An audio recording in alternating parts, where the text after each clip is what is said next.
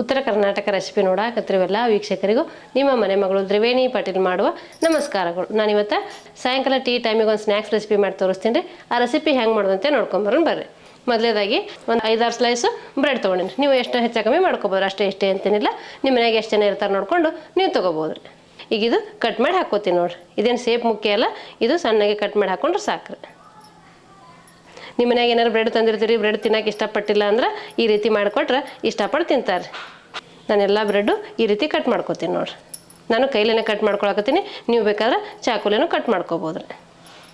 ನಾನು ಬ್ರೆಡ್ಡಿನ ರೆಸಿಪಿಗಳು ಸುಮಾರು ನಮ್ಗೆ ಮಾಡಿ ತೋರಿಸ್ತೀನಿ ರೀ. ನೀವು ಬ್ರೆಡ್ ತಂದಾಗ ಬೇರೆ ಬೇರೆ ರೆಸಿಪಿಗಳು ಮಾಡ್ಕೊಂಡಿರ್ತೀರಿ. ನಿಮಗೆ ಯಾವ್ದು ಮಸ್ತ್ ಅನಿಸಿರ್ತೈತೆ ಅನ್ನೋದು ನೀವು ಕಮೆಂಟ್ ಬಾಕ್ಸಲ್ಲಿ ತಿಳಿಸ್ರಿ, ನಾನು ನಿಮ್ಗೆ ಅದನ್ನು ಮಾಡಿ ತೋರಿಸ್ತೀನಿ.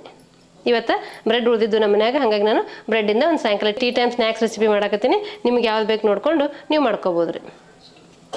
ನಾನು ಈ ರೆಸಿಪಿ ಹೆಂಗೆ ಮಾಡ್ತೀನಿ ನಿಮ್ಗೆ ಗೊತ್ತಾಗಬೇಕನ್ನೋದಾದ್ರೆ ನೀವು ಸ್ಕಿಪ್ ಮಾಡಾರ್ದೆ ಪೂರ್ತಿ ವಿಡಿಯೋ ನೋಡಿರಿ, ನಿಮಗೆ ಗೊತ್ತಾಗ್ತೈತೆ.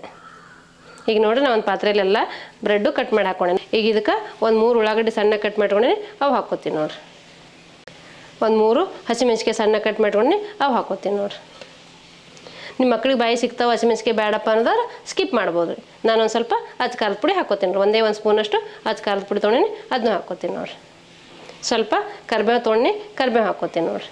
ಸ್ವಲ್ಪ ಕೊತ್ತಂಬರಿ ತೊಗೊಂಡಿನಿ, ಕೊತ್ತಂಬರಿನೂ ಹಾಕ್ಕೋತೀನಿ ನೋಡಿರಿ. ಸ್ವಲ್ಪ ಪುದೀನ ತೊಗೊಂಡಿನಿ, ಪುದೀನೂ ಹಾಕ್ಕೋತೀನಿ ರೀ. ಸ್ವಲ್ಪ ಜೀರಿಗೆ ತೊಗೊಂಡಿನಿ, ಜೀರಿಗೆ ಹಾಕ್ಕೋತೀನಿ. ಇದೆಲ್ಲ ಚಲೋ ಹೊತ್ತಿನಾಗೆ ಮಿಕ್ಸ್ ಮಾಡ್ಕೋತೀನಿ. ಈ ಬ್ರೆಡ್ ಜೊತೆಗೆ ಮಿಕ್ಸ್ ಆಗ್ಬೇಕು ರೀ. ಇದೆಲ್ಲ ಚಲೋ ಹೊತ್ತಿನಾಗೆ ಮಿಕ್ಸ್ ಮಾಡ್ಕೊರಿ. ಮೊದಲ ನೀರು ಹಾಕೊಳಕ್ಕೆ ಹೋಗ್ಬೇಡ್ರಿ, ಯಾಕಂದ್ರೆ ಉಳ್ಳಾಗಡ್ಡೆ ನೀರಿನ ಅಂಶ ಇರ್ತೈತಿ, ಕೊತ್ತಂಬರಿಯಲ್ಲಿ ನೀರಿನ ಅಂಶ ಇರ್ತೈತಿ. ಹಾಗಾಗಿ ನೋಡಿಕೊಂಡು ನೀವು ನೀರು ಹಾಕೋಬೇಕಾಗ್ತೈತಿ.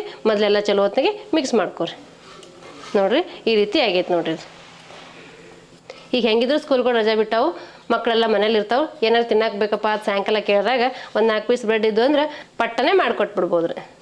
ಈಗ ನೋಡಿರಿ, ಇದೆಲ್ಲ ಚಲೋ ಹೊತ್ತಿನ ಮಿಕ್ಸ್ ಮಾಡ್ಕೊಂಡಿನಿ. ಈಗ ಇದಕ್ಕೊಂದು ಸ್ವಲ್ಪ ಅಜ್ವೇನ್ ಹಾಕೋತೀನಿ ನೋಡಿರಿ. ಒಂದು ಚಿಟಿಕೆ ಅರಿಶಿನ ಪುಡಿ ಹಾಕೋತೀನಿ. ಇದು ಆಪ್ಷನಲ್ ರೀ, ಬೇಕಂದ್ರೆ ಹಾಕೋಬೋದು, ಬೇಡಂದ್ರೆ ಸ್ಕಿಪ್ ಮಾಡ್ಬೋದು. ಈಗ 1 ಸ್ಪೂನ್ ಶುಂಠಿ ಬೆಳ್ಳುಳ್ಳಿ ಪೇಸ್ಟ್ ಹಾಕೋತೀನಿ ರೀ. ಈಗ ಇದಕ್ಕೆ ರುಚಿಗೆ ತಕ್ಕಷ್ಟು ಉಪ್ಪು ಹಾಕೋತೀನಿ ರೀ. ನೀವು ನೋಡ್ಕೊಂಡು ಹಾಕೋಬೇಕಾಗ್ತದೆ ಉಪ್ಪು. ಈಗ ಇದಕ್ಕೆ ನಾವು ಯಾವುದೇ ಹಿಟ್ಟು ಹಾಕಿಲ್ಲ, ಬರೀ ಬ್ರೆಡ್ ಮಾತ್ರ ಹಾಕ್ಕೊಂಡೇವಿ, ಹಾಗಾಗಿ ಉಪ್ಪು ನೋಡ್ಕೊಂಡು ಹಾಕೋಬೇಕಾಗ್ತದೆ ರೀ. ಈಗ ಇದೆಲ್ಲ ಚಲೋ ಹೊತ್ತಿಗೆ ಮಿಕ್ಸ್ ಮಾಡ್ಕೋತೀನಿ ನೋಡಿರಿ. ಈಗ ಇದು ತುಂಬ ಉದುರಾಗೈತೆ ರೀ. ಈಗ ಇದಕ್ಕೊಂದು ಸ್ವಲ್ಪ ನೀರು ಹಾಕ್ಕೋತೀನಿ ನೋಡಿರಿ. ಜಾಸ್ತಿ ಏನು ಹಾಕೋಬೇಡ್ರಿ, ಸ್ವಲ್ಪ ಹಾಕ್ಕೋಬೇಕಾಗ್ತದೆ. ನೀವು ಬೇಕಾದ್ರೆ ಕಡಲೆ ಹಿಟ್ಟು ಅಕ್ಕಿ ಹಿಟ್ಟನ್ನು ಹಾಕ್ಕೋಬೋದು ರೀ.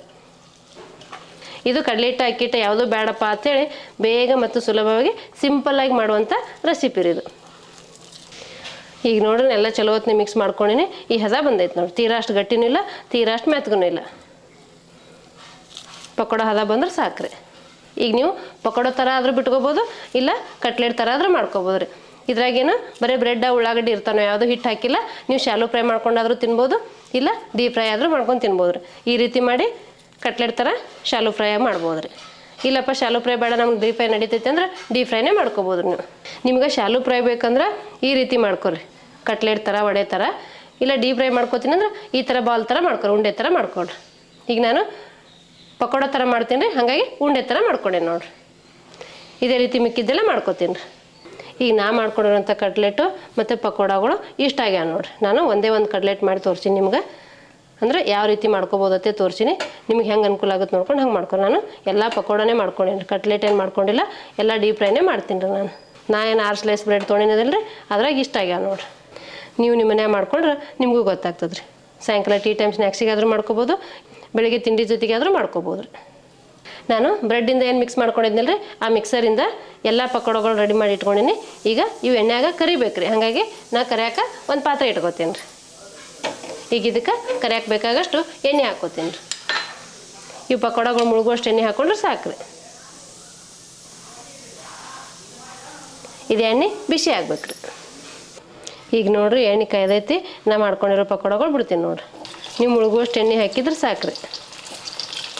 ನಿಮ್ಮ ಪಾತ್ರೆಯೊಳಗೆ ಎಷ್ಟು ಹಿಡಿತಾವೆ ನೋಡಿಕೊಂಡು ನೀವು ಪಕೋಡಗಳು ಬಿಡ್ರಿ. ನಾನು ಚಿಕ್ಕ ಪಾತ್ರೆ ಇಟ್ಕೊಂಡಿನಿ, ಒಂದು 5-6 ಹಿಡ್ದಾವೆ, 5-6 ಹಾಕ್ಕೊಂಡಿನಿ ನೋಡಿರಿ. ನೀವು ಬೇಕಾದ್ರೆ ಕಡಲೆ ಹಿಟ್ಟು ಅಕ್ಕಿ ಹಿಟ್ಟು ಹಾಕ್ಕೊಂಡು ಪಕೋಡ ಮಾಡ್ಕೋಬೋದು. ನಾನು ಅದನ್ನು ಮಾಡಿ ತೋರಿಸಿನಿ, ನೀವು ಬೇಕಾದ್ರೆ ನನ್ನ ಚಾನಲ್ಗೆ ಹೋಗಿ ನೋಡ್ಕೋಬೋದು ರೀ. ನೀವು ಬಿಟ್ಟಿದ ತಕ್ಷಣ ತಿರುಗಿಸಿ ಹಾಕಬೇಡ್ರಿ, ಇವು ಒಂದು ಸ್ವಲ್ಪ ಫ್ರೈ ಆಗಲ್ಲ. ಮುಳುಗುವಷ್ಟು ಎಣ್ಣೆ ಹಾಕಿದ್ರೆ 2 ಸೈಡು ಫ್ರೈ ಆಗ್ತಾವ್ರಿ. ಆದಷ್ಟು ಮೀಡಿಯಮ್ ಫ್ಲೇಮಲ್ಲಿ ಇಟ್ಕೊಂಡು ಫ್ರೈ ಮಾಡ್ಕೊರಿ. ಯಾಕಂದ್ರೆ ನಾವು ಬರೀ ಬ್ರೆಡ್ ಉಳ್ಳಾಗಡ್ಡಿ ಹಾಕಿರ್ತೀವಲ್ಲ ರೀ, ತುಂಬ ಸಾಫ್ಟಾಗಿ ಮಸ್ತಾಗಿ ಬರ್ತಾವ್ರಿ. ಸಾಯಂಕಾಲ ಟೀ ಟೈಮ್ ಸ್ನ್ಯಾಕ್ಸಿಗೆ 1 ಕಪ್ ಟೀ ಇಟ್ಕೊಂಡು ಈ ಥರ 1-2 ಪಕೋಡಗಳು ಮಾಡ್ಕೊಂಡು ತಿಂದ್ರೆ ಅದ್ರ ಮಜಾನೇ ಬೇರೆ ಇರ್ತೈತೆ ರೀ. ಈಗ ನೋಡಿರಿ ಬಿಟ್ಟಾಗ ಎಷ್ಟು ಗುಳಿದ್ದು ಈಗೆಲ್ಲ ಗುಳಿ ಕಡಿಮೆ ಆಗತ್ತಾವ ನೋಡಿರಿ. ಒಂದೊಂದು ಉಳ್ಳಾಗಡ್ಡಿ ಪೀಸ ಮತ್ತು ಕರಿಬೇವು ಕೊತ್ತಂಬರಿ ಪೀಸ ಆಚೆ ಬಂದ್ರೆ ಪರವಾಗಿಲ್ಲ ನಡಿತೈತಿ, ಏನಾಗಲ್ಲ. ಈಗ ನೋಡಿರಿ ಇವು ಫ್ರೈ ಆಗ್ಯಾವು, ನಾ ತಕ್ಕೋತೀನಿ ನೋಡಿರಿ ಎಷ್ಟು ಮಸ್ತಾಗಿ ಬಂದಾವ ನೋಡಿರಿ. ನೀವು ನಿಮ್ಮ ಮನೆ ಮಾಡ್ಕೊಂಡ್ರೆ ನಿಮಗೂ ಗೊತ್ತಾಗ್ತೈತೆ ರೀ. ಇದೇ ರೀತಿ ಮಿಕ್ಕಿದ್ದೆಲ್ಲ ಫ್ರೈ ಮಾಡ್ಕೋತೀನಿ ರೀ.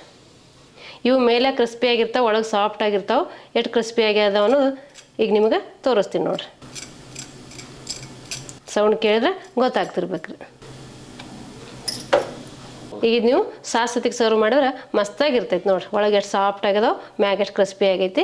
ಈ ರೀತಿ ಸಾಸಲ್ಲಿ ಡಿಪ್ ಮಾಡ್ಕೊಂಡು ತಿಂದ್ರೆ ಅದ್ರ ಮಜಾನೇ ಬೇರೆ ಇರ್ತೈತೆ ರೀ. ಸಾಯಂಕಾಲ ಒಂದು ಕಪ್ ಟೀ ಜೊತೆಗೆ ಈ ರೀತಿ ಒಂದು 4 ಪಕೋಡ ಮಾಡ್ಕೊಂಡು ತಿಂದ್ರೆ ಹೊಟ್ಟೆನೇ ತುಂಬಿಡ್ತೈತೆ ರೀ.